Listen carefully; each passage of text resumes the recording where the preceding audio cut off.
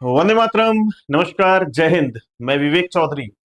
साथियों, आपको पता है कि 22 अप्रैल को जो आतंकवादी हमला हुआ था पहलगाम में, उसके खिलाफ रात भारत ने आतंकियों के ठिकानों को ध्वस्त कर दिया। तो यहां पर पाकिस्तान में बने कुछ आतंकी ठिकानों को और पीओके में कुछ आतंकी ठिकानों को ध्वस्त किया है। 9 टोटल ठिकाने थे जिनको ध्वस्त कर दिया है और 80 से ज्यादा आतंकियों को मार गिराया है। इस बीच ये भी खबर आ रही है कि जैश ए मोहम्मद का मुखिया मसूद अजहर ये भी मारा गया है। क्या ये सही है? इसकी फैमिली के बहुत सारे लोग मारे गए हैं। क्या ये सही है? इस वीडियो में हम लोग जानेंगे। तो जल्दी से चैनल को सब्सक्राइब कर दें अगर आप नए आए हुए हैं तो, और अगर वीडियो अच्छा लगे तो लाइक कर दीजिए। साथियों, मैं बता दूं आपको कि ये जैश ए मोहम्मद का प्रमुख है। आप इसको सब जानते होंगे। ठीक है, इसका नाम है मसूद अजहर।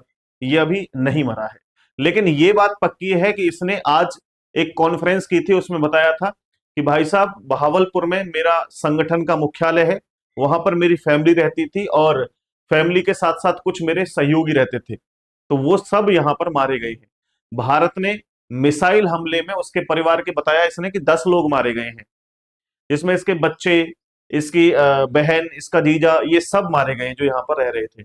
और 4 इसके करीबी जो आतंकवादी थे, जो इसको सपोर्ट करते थे, जो इसको एक तरीके से सपोर्ट देते थे पीछे से, वो भी मारे गए हैं। कुल मिलाकर के इसका सबसे ज्यादा नुकसान जो हुआ है वो इसी का हुआ है। मैं थोड़ा सा आपको दिखा देता हूं कि अकेला इसका ही नुकसान नहीं है। लगभग 9 जगह पर ये अटैक किए गए हैं। उनमें से ये जगह इस प्रकार है, किलोमीटर में उनका डिस्टेंस भी लिखा हुआ है कि भारत से कितनी दूरी पर जाकर के हमने जो है इनको मारा है। तो यहाँ पर बहावलपुर जो कि 100 किलोमीटर अंदर था, ये पाकिस्तान के अंदर है। ये पीओके के अंदर नहीं है, पाकिस्तान के अंदर है। तो यहां पर भी जो है अटैक किया गया है। भारत ये चाहता है कि आतंकवाद पूरे तरीके से खत्म हो, फिर चाहे उसे कोई भी कार्रवाई करनी हो। तो यहां पर मैं आपको जो चीजें बताऊंगा उसको थोड़ा समझना। ये तो मुदिर के 30 किलोमीटर अंदर है, गुलपुर 35 किलोमीटर अंदर है, Sawai camp 30 kilometre, Bilal camp की दूरी अभी निर्धारित नहीं है, Kotli camp 15 kilometre, Varnala camp 10 kilometre अंदर, सर्जल कैंप 8 किलोमीटर अंदर, और महमूना कैंप आपका 15 किलोमीटर अंदर। ये भारत की सीमा से अंदर दूरी पर है। अब आप देखिए कि आतंकवादी भारत से कितनी दूरी पर जो है ये कैंप बनाकर रह रहे हैं। आपको खुद अंदाजा हो जाएगा भाई, ये 8-8 किलोमीटर, 15-15, 30-30 किलोमीटर की दूरी पर आतंकवादी ट्रेनिंग ले रहे हैं, उनके कैंप चल रहे हैं।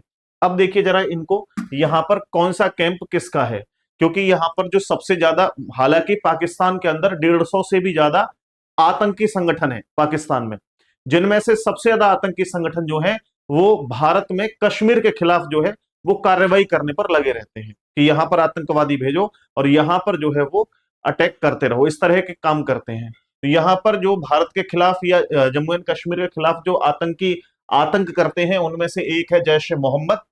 इसके 4 ठिकानों को ध्वस्त किया है। एक है लश्कर ए तैयबा, इसके 3 ठिकानों को, और एक है हिजबुल मुजाहिदीन, इसके 2 ठिकानों को जो है ध्वस्त किया है। इनमें से देखो, मरकज सुबहान अल्लाह बहावलपुर जैश ए मोहम्मद का है। इसका ये मुख्यालय है एक तरीके से। जैश ए मोहम्मद के जितने भी ग्रुप्स हैं उनका जो मुख्यालय है वो ये है। ठीक है, यहीं पर मसूद अजहर के साथ साथ उसकी फैमिली भी रहती थी और उसके जो करीबी लोग हैं वो इसी जगह पर रहते थे। इसको एकदम ध्वस्त कर दिया है और यहाँ पर बहुत सारे लोग मारे गए हैं इसके करीबी। लगभग आप आज सुबह ये कह रहा था कि मैं कैसे बच गया, मुझे भी मार देते तो अच्छा होता। मतलब अपने लोगों का मरने का दुख क्या होता है ये इसको आज पता लग गया है। भाई कैसे भी करके ये बच गया, बहुत अच्छी बात है, मैं ये कहूंगा, क्योंकि अपनों को मरता हुआ देखना मरने से भी बुरा होता है। तो इसको अब पता लगेगा कि क्या हुआ है भाई। ठीक है, तो ये इसका हेड ऑफिस था एक तरीके से, यहां पर अटैक हुआ और भैया भारतीय सेना ने इसको ध्वस्त कर दिया। इसके बाद मरकज तैयबा जो कि मुरीद के में है, ये LET यानी लश्कर ए तैयबा का जो है वो एक हम लोग कह सकते हैं कि ये गढ़ है। अच्छा, इसको समझना कि यहां पर क्या है। आपने अजमल कसाब का नाम सुना होगा। अजमल कसाब जो जो एक हमला हुआ था 26/11, उसका एक मास्टरमाइंड था जो भारत में आया था और उसने बहुत सारे लोगों को मारा भी था। तो वो इसी जगह से ट्रेनिंग लेकर के आया हुआ था। इसके अलावा आप लोग देखो यहाँ पे सवाई नाला कैंप जो कि मुजफ्फराबाद में है, ये पीओके में है, लश्कर ए तैयबा का ये संगठन है। 26/11 के जो हमलावर थे, उन सभी हमलावरों की ट्रेनिंग जो हुई थी वो यहीं से हुई थी। ठीक है, इसके अलावा पिछले साल आपने सुना होगा सोनमर्ग, गुलमर्ग में जो है आतंकवादी हमले हुए हैं, वो सारे के सारे आतंकवादी इसी जगह से जो है ट्रेनिंग लेकर के आए थे। इतना ही नहीं, जो पहलगाम में आतंकवादी हमला हुआ है अभी 22 अप्रैल को, उस हमले के जो आतंकवादी थे वो भी यहीं से ट्रेनिंग लेकर के आए हुए थे। हालांकि उसमें 2 पाकिस्तानी आर्मी के जो है वो स्पेशल फोर्स के जवान भी थे। अभी तक उनको पकड़ा नहीं जा सका है, लेकिन बहुत जल्दी उनको भी पकड़ा जाएगा और जितने भी आतंकवादी हैं सबको खत्म किया जाएगा। अब यहां पर हम लोग आगे बढ़े तो देखो ये उस मस्जिद का हाल है, ठीक है, जो कि ये जो इसका मुख्यालय था जैश ए मोहम्मद का, उसका ये हाल कर दिया है। ठीक है, रात का ये सीन है। इसके अलावा मैं आपको थोड़ा सा जैश ए मोहम्मद का जो सरगना है, जिसका नाम था या जिसका नाम है, अभी मरा नहीं है, मसूद अजहर, इसके बारे में थोड़ी सी कहानी समझाता हूं कि ये क्या है। तो मसूद अजहर के बारे में आप लोग थोड़ा समझिए। ये है वो व्यक्ति। ये व्यक्ति इसका जो जन्म हुआ था वो बहावलपुर में हुआ था, जहां पर इसका मुख्यालय है। ठीक है, शुरुआत में ये मौलाना था, लेकिन बाद में चल करके ये आतंकवादी बना। आतंकवादी कैसे बना ये हम जानेंगे। इसकी जो डिटेल्ड वीडियो होगी वो एक अलग से हम लोग बना लेंगे कि शुरुआत कहां से हुई थी, कैसे हुई थी, वरना तो इसी के लिए जो है पूरी वीडियो निकल जाएगी। बट मैं आपको थोड़ा नॉर्मली इसको ओवरव्यू करके समझाता हूं। तो 29 जनवरी 1994 को ये बांग्लादेश के विमान की उड़ान से ढाका से दिल्ली पहुंचा था। इसके पास पुर्तगाली पासपोर्ट था। हालांकि इसको दिल्ली में रोका भी गया था और इससे पूछा गया था कि भाई आप पुर्तगाल के तो लगते नहीं है। तो इसने कहा था कि मैं पुर्तगाली नहीं हूं, मैं दूसरे देश से हूं, लेकिन पुर्तगाल में रहता हूं। तो ऐसा इसने कहा और फिर भारत ने इसके जो है पासपोर्ट पर मुहर लगा दी। ये उसके बाद चला गया जम्मू एंड कश्मीर। जम्मू एंड कश्मीर के श्रीनगर में ये चला गया, इसको वहां देखा गया था कई बार, और ये वहां पर भड़काऊ भाषण दिया करता था और जम्मू कश्मीर के खिलाफ, यानी कश्मीर के खिलाफ और भारत के खिलाफ वहां के युवाओं में जहर भर रहा था। ये बात भारतीय सेना को पता लगती है। भारतीय सेना इसे अनंतनाग एक जगह है, वहां से इसे गिरफ्तार कर लेती है और जेल में डाल देती है। लेकिन इसके जो गुर्गे थे, इसके जो साथी थे, इसे कुछ समय के बाद में वो कुछ विदेशियों को जो है अगवा कर लेते हैं और अगवा करने के बदले कहते हैं कि भाई इसको छोड़िए और नहीं तो भाई साहब गड़बड़ हो जाएगी, इन विदेशियों को मार देंगे। लेकिन ये जो पूरी कार्रवाई थी ये असफल रही, क्योंकि यूपी पुलिस और दिल्ली पुलिस ने मिलकर के उन बंधकों को छुड़ा लिया था और वो प्रयास असफल रहा था। लेकिन फिर 1999 में इसने जेल में सुरंग बनाने की कोशिश की और सुरंग बन भी गई थी, लेकिन वो सुरंग इतनी पतली थी कि ये उसमें फंस गया था, तो वहां से भी नहीं भाग पाया। लेकिन इसने कार्रवाई 1999 में फिर से एक कार्रवाई की। इसने प्लेन को हाईजैक कर लिया, विमान आईसी 814। इसकी मैं कहानी पूरी आपको सुनाऊंगा, है ना। विमान आईसी 814 इसको यानी इसको हाईजैक कर लिया था और हाईजैक करके कुछ विमान में जो यात्री बैठे हुए थे उनके बदले में मसूद अजहर के साथ साथ हमने 3 अन्य साथियों को छोड़ दिया था। तो ये तब से ही जो है पाकिस्तान चला गया। पहले ये लादेन से मिला था। लादेन से मिलने के बाद कुछ समय के बाद इसने जो है एक नए संगठन की शुरुआत की। सन 2000 में इसने जैश ए मोहम्मद की नींव रखी, जो ऑर्गेनाइजेशन पूरे तरीके से आतंकवादी ऑर्गेनाइजेशन है। हालांकि जब पूरे विश्व का प्रेशर पड़ा इस पे कि भाई आतंकवादी संगठन क्यों बनाया है, तो जैश ए मोहम्मद को 2002 में पाकिस्तान में बैन कर दिया था, केवल दिखाने के तौर पे। जैसे लश्कर ए तैयबा को प्रतिबंधित किया हुआ है, लेकिन प्रतिबंधित तो नहीं, अब भी काम कर रहा है दिखावे के तौर पे। यानी हम लोग ये कह सकते हैं कि उनको फंड डायरेक्टली नहीं दिया जाता है।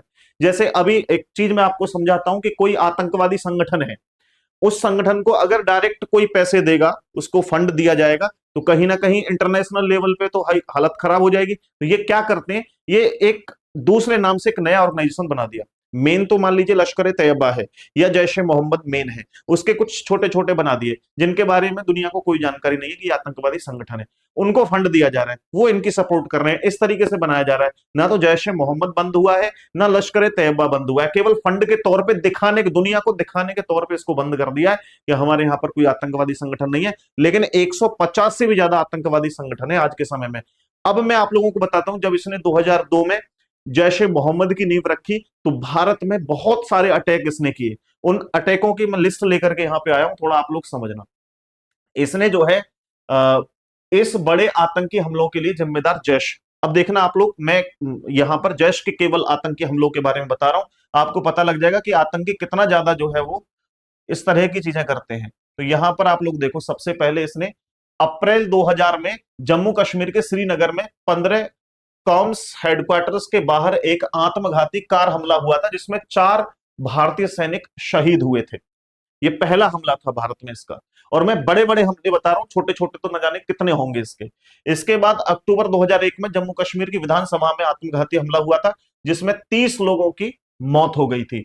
इसके बाद अगले ही वर्ष दिसंबर 2001 में लश्कर ए तैयबा और जैश ए मोहम्मद दोनों ने मिलकर के दिल्ली में भारतीय संसद पर हमला किया था, जिसमें 14 लोगों की मौत हो गई थी। आप सोचिए, भारत की संसद पे हमला करना कितनी बड़ी बात है साथियों।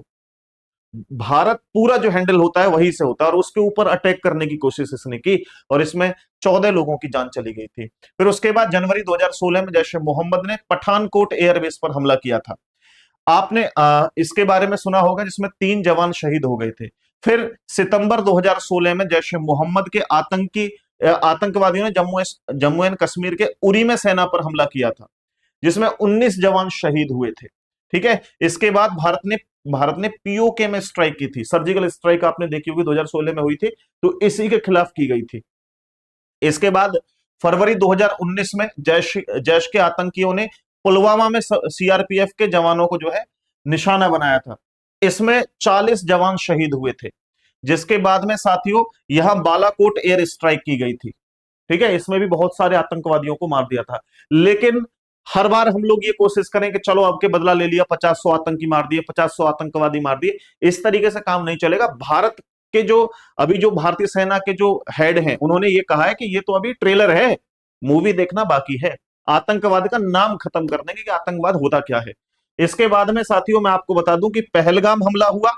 माना जा रहा है कि जो 22 अप्रैल को हमला हुआ है, जिसमें 26 मासूम लोगों की जान गई है, वो जैश ए मोहम्मद और लश्कर ए तैयबा का समर्थन से ही हुआ है। ठीक है, तो ये इसके द्वारा किए गए कुछ आतंकी हमले थे। और अगर मैं इनकी लिस्ट बनाऊं ना, इन आतंकियों की कि कितने इन्होंने हमले किए हैं, तो ऐसा कोई भी महीना नहीं जाता है कि जिस महीने में ये आतंकी आतंक न करते हों। तो ये पूरी की पूरी स्टोरी थी, और मैंने आपको समझाई। उम्मीद करता हूं कि मैंने जो आपको बताया है वो आपको ठीक लगा होगा। आप लोग एक बार देखिए कि जो रात स्ट्राइक हुई है, एक तरीके से जो हमला हुआ है आतंकवादियों के ऊपर, उसमें किस तरह की जो है वीडियोस आपको दिखाई दे रही हैं। ये ट्रेलर है, आपको पूरी फिल्म देखने को मिलेगी जल्द ही। ठीक है, इसके बाद मैं आपको बता दूं कि आप में से कोई भी स्टूडेंट ऐसे हैं जो वनडे कॉम्पिटेटिव एग्जाम की तैयारी कर रहे हैं, लाइक एसएससी, रेलवे और पुलिस जैसे एग्जाम्स की, तो आप हमारा कंपटीशन गुरु ऐप डाउनलोड कर सकते हैं और अपनी तैयारी को बेहतर बना सकते हैं। मैं थोड़ा सा आप लोगों को बैच के बारे में इंट्रोड्यूस कर देता हूं कि आप लोग रीजनिंग स्पेशल बैच लेना चाहते हैं तो 499 रुपए में है। हिंदी स्पेशल बैच भी 499 रुपए में है। इसके अलावा जो अलग अलग भिन्न भिन्न प्रकार के बैच हैं वो आपको ऐप पर मिल जाएंगे। लेकिन अगर कॉम्बो बैच खरीदते हैं तो बहुत बड़ा डिस्काउंट मिलेगा। हालांकि ये भी डिस्काउंट है, 500 रुपए की छूट के साथ ये बैच मिल रहा है। कंप्लीटली कंपटीशन गुरु ऐप डाउनलोड करेंगे, ये बैच आप वहां से ले सकते हैं। यूपी पुलिस, यूपीएसआई, रेलवे जैसे एग्जाम्स की तैयारी कर रहे हैं तो ये बैच आपके लिए बहुत ही यूजफुल रहेगा। इससे संबंधित कोई भी जानकारी आपको लेनी है तो आप हमारी टीम के पास संपर्क कीजिए। ये हमारी टीम का नंबर है, इस नंबर पे कॉल करके या व्हाट्सएप करके जानकारी ले सकते हैं। अभी तक चैनल को सब्सक्राइब नहीं किया है, देर मत करो यार, जल्दी से चैनल को सब्सक्राइब करो और वीडियो को शेयर करो। और कोई प्रतिक्रिया दिमाग में आ रही है तो जल्दी से कमेंट करके मुझे बता दो, अगली वीडियो में आपके कमेंट का रिप्लाई भी मिलेगा। जय हिंद, टेक केयर, खुश रहिए।